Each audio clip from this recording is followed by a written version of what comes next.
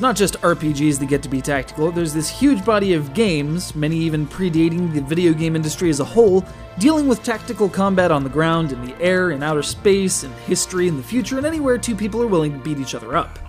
And while recent expressions of turn-based strategy have largely been the domain of series like Disgaea and Final Fantasy Tactics, every once in a while we get a glimpse to this earlier age. In this case, said glimpse features a veneer of R-Type, because if you're going to create a space war game, you might as well include an established name with established concepts and a venerable backstory. Guess R-Type Final wasn't so final after all.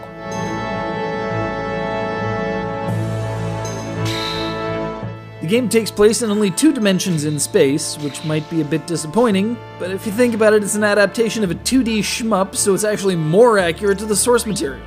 After deploying your units, you can maneuver them around the hex field of your view screen, engage enemy ships, and then load time. First time I saw it, I was kind of confused, then I was treated to a fully rendered display of the skirmish I'd just laid out. Yeah, that's pretty cool. And it looks really, really shiny. So I made a couple more moves and made another attack and load time. So I tried to figure out how to speed it up and learned that there's also a windowed mode, where the skirmish plays out in miniature just to the side of the grid's coordinates, and is also accompanied by slightly shorter but still annoying load times. That's unfortunate, because it's a really, really cool feature.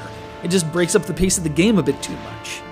You can set the animation to occasional so that not every attack gets such a treatment, but in the interest of finishing a battle within half an hour, I was forced to just deactivate it altogether.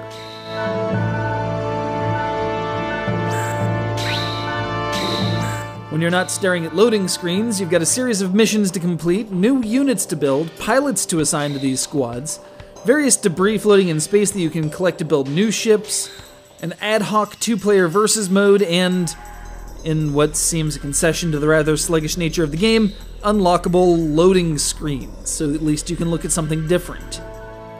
R-Type Command is a good idea with an almost excellent execution. While I'd normally advocate for a sequel to something this good, the unfortunate fact is that there's already been a sequel, 2009's deliciously named R-Type Tactics 2 Operation Bitter Chocolate. No, seriously. It's unlikely to see release outside of Japan, but importing a copy shouldn't be too difficult. After all, load screens are the universal language.